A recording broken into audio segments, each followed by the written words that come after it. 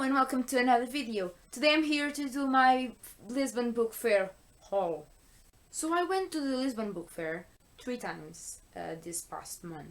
The book fair was happening from the end of May to now, to the last week, to the 13th or 14th of June, and it was awesome. It's full of books, full of publishers, full of authors. It's amazing, and food, street food, it's great. So I went there 3 times. And I got some clips with my friends in the first day I went there, which I'm going to show you to you now because I don't have enough footage to make an entire video. So, you have here my Lisbon Book Fair experience. Hi guys! We are here at the Lisbon Book Fair. This is only the first time I'm here. I will probably be here more than once. These are my friends, Inês and Kelly. Kelly does not want to show up. She's Belgian. She's weird.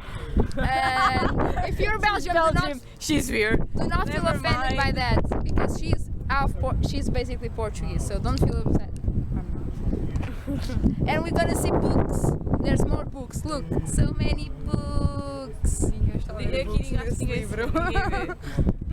I will show you the books.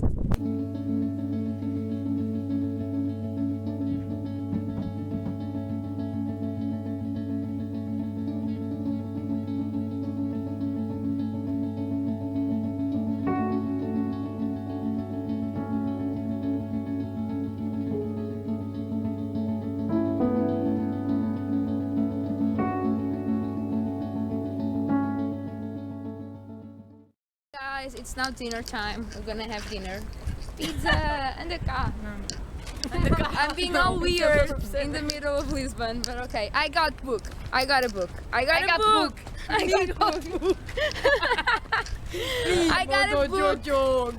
It's a secret. I'm gonna show you to you after this. Shut up, Kelly.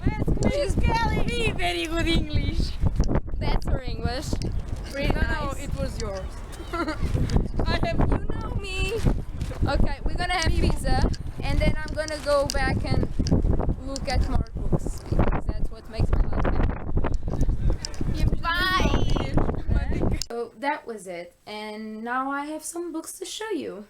So I haven't done a haul in a very long time, as you've probably noticed, and the reason for that was that I was saving money, believe it or not, to buy books at the Lisbon Book Fair. I haven't been in the Lisbon Book Fair for like 3 years while I was living in Brazil because it happens in the end of May, beginning of June, and it just ended. I went there 3 times and I have loads of books to show you. So I think we should start with this. I'll just remind you that because it is a Portuguese publishing event, there's a lot of Portuguese books being published and sold there, and most of the books that I look forward to in this book fair, they are signed or something. They are Portuguese and from Portuguese authors. That being said, there are also some books that you probably recognize in this also. I would just watch me show you books, yeah? Good. So let's start with the Portuguese ones, shall we? So you have to stay here and watch this until I go to the ones that you know, haha. Now we're gonna dive into the sea of historical fiction. Did I told you that I have a fixation with this genre? No? Then you will know now that I love historical fiction and historical novels. So I bought loads of them because Portugal has some amazing historical fiction writers. So first one is not by a Portuguese author, but it's worth a mention because it's in the historical fiction department for sure, and that is Catherine.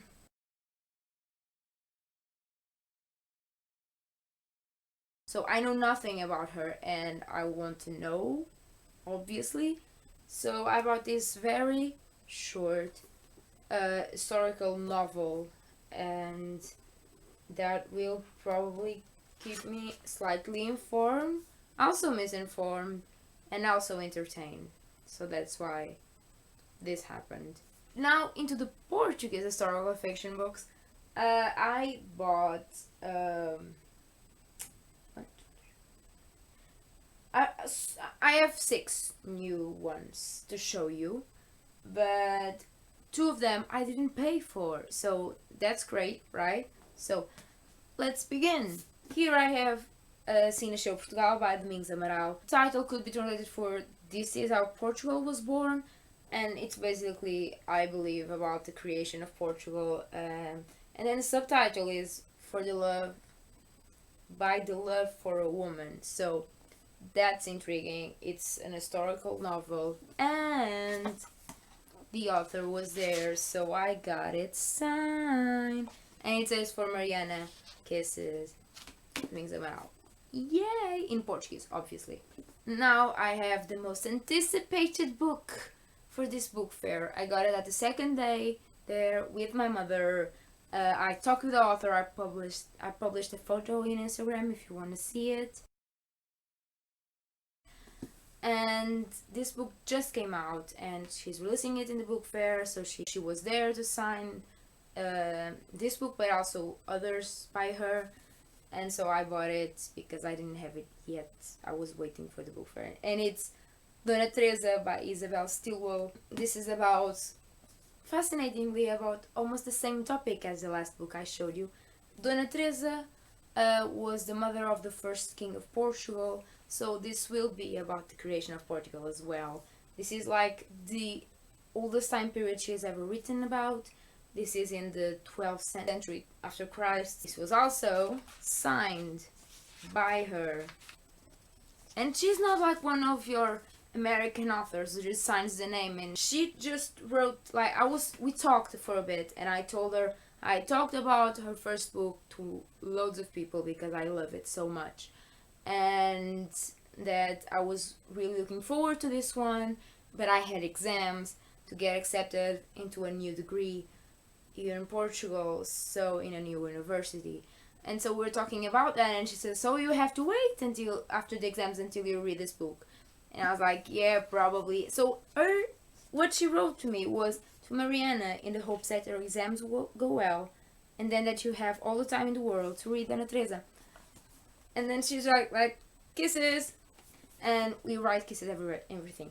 So she said, I am so emotional because she's one of my favorite authors in Portugal, and she's also a role model for me because she worked in communication, and then she was given the opportunity to write books, and now she writes my favorite genre of books, and she writes the most amazing ones. I think they're like my favorite ones to read. They are just exactly the same, the right amount of romance, and also character background and historical context, so it's amazing, and I can't wait to read this book. Now we have two others. Please don't be alarmed by the size of this one.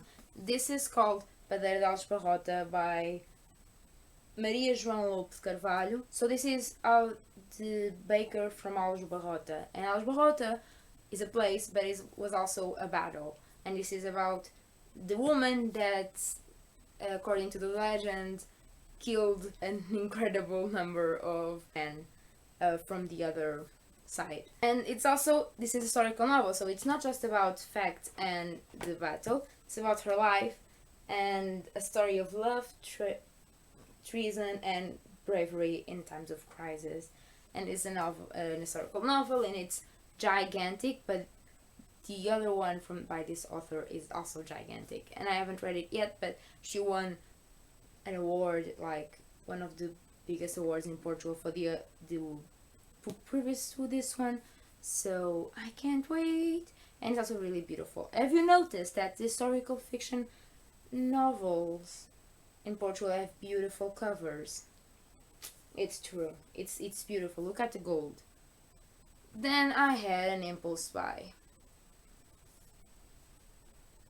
This is about all the queens of Portugal, the ones that rule and the ones that are married to rulers, and I have no explanation for this. This is not an historical novel, this is facts and facts and facts. This is almost 500 pages of facts about queens, and I am not ashamed. History about women in history, I love that. Now for my 2 free books, I got this one completely free, the like the one that does sweets and sweet things and desserts and not bread. So that one, who wanted to be king of Portugal. So this is also an historical investigation and not a historical novel. And it's probably about Dom Sebastião, who was a king, was very young when he was made king, and then he died very young without children and in a battle in the north of Africa. So a lot of things going on. It was also a very terrible king, which is obvious. And yeah, I got this one for free. Then I got this one, and this one I was planning on buying, but then they had like this pay 3, take 4 books, and this one was cheaper, so we didn't pay for this one. And that is Amante do Reizinho by Vasco do Prat. E Outras Histórias do Manuel II. This is a book about our last king of Portugal, Dom Manuel II, and it's a small book about him. And more facts, because apparently I can't get enough of historical facts. I had three main goals for this event. 2 of them you will probably notice and recognize. Those 2 that I wanted to buy were All the Light We Cannot See by Anthony Doerr. This has just been translated into Portuguese, and I thought because this is an historical fiction novel and that is set in Germany but that was written in English, and I thought I would just buy it in Portuguese. It gets much more easier for me to read, and because it's history, because as you probably can understand, in English history is not the best thing to read, though I've done it before. All Light We Cannot See, it's set in the Second World War, and it's about 2 people that meet during the Second World War, something like that. I've heard it's very, very touching. The main characters are Marie-Laure, who is a French blind young woman who runs away with her dad during the occupation of France, and then there is a German orphan called Warner or something, and I will not try to say his last name. So yeah, I cannot wait. I've heard so many good things. This has been given so many awards, and I'm really looking forward to this one, which I'll probably try and read this summer. In the first day, I bought the first book that I wanted to buy, and that was Red Rising by Pierce Brown. I've been thinking about buying this book, and then I saw it on the newsletter that I get from the publisher that this had been translated to Portuguese. And I mean, I've been publicizing this book with my friends, saying, let me show you the author photo, because I mean, but yeah, I've heard that this was like, in the beginning people thought that this was young adult and dystopia, but then they were like, this is not young adult, this is new adult, and I'm really looking forward to it. It's been compared to the Younger Games, but also with Game of Thrones, and I mean, I'm interested. The cover is creepy but pleasing and quite similar to the original one, which I am very much pleased with, as with most of the books, foreign books that I bought, because they kept the covers. Oh my god. In the second day, I saw this book right next to the All the Light We Cannot See, and I couldn't not buy it. I've been eyeing this book for so long. I've seen it in the airport in Amsterdam in like February, and I haven't bought it since, but now it's been translated, and because it's something that I usually don't read, I think, but then it's also historical, I thought I would, just because it's been translated again, I thought I would give it a go, and that is The Miniaturist by J.C. Burton. This is set in the Netherlands, obviously, and I really love that they kept the cover again. And I also like that I don't know much about this except for the fact that it's a young woman who gets married, and then they give her this doll miniature house that's an exact replica of her own house. That's pretty much everything I know. But yeah, I bought it because the cover is beautiful. It's not just for that, but I mean, it's intriguing. This cover is really beautiful and intriguing. Then there's a book that I've heard about in BookTube since like 2013, and I hadn't bought it yet because didn't feel like it was something that I would easily read in English.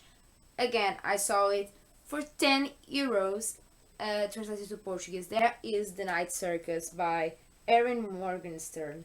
And again, the cover is pretty similar or exactly the same to the original one.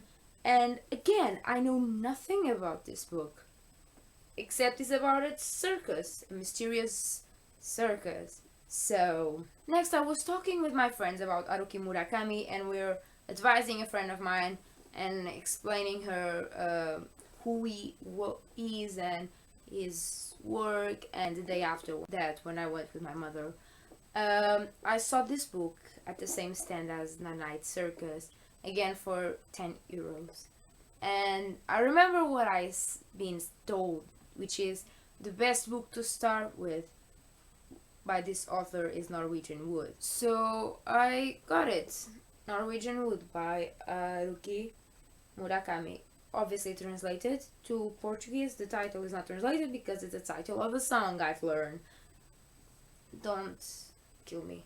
And I've been told great things about this. Haruki Murakami. My first book of his. Yay! Let's go to the last ones. I bought a trilogy by one of my favorite Portuguese middle grade authors. She was there, she signed the books, and they had like this box set with the 3 books that I didn't even know were a trilogy together. So I got this. This is Rose, My Sister Rose. And then the second book is called Lotus, Segundo Frente. And the last one is Chocolate à Chuva, or translated for you, Chocolate in the Rain. So, by Alice Vieira, and she signed all of them. Yay. I love the new covers, by the way. But yeah, she signed all of them. These books are really easy to read, and you can you devour these 3 in less than a week. So these are great for book marathons, by the way. Then I got 2 books for free. But they are not really books, they're like humor books. I don't know what they are, but this is 99 TV series for people in a rush, and this is 90 literary classics for people in a rush. So these are the jokes. They're explain and tell you what the books are about or the TV series.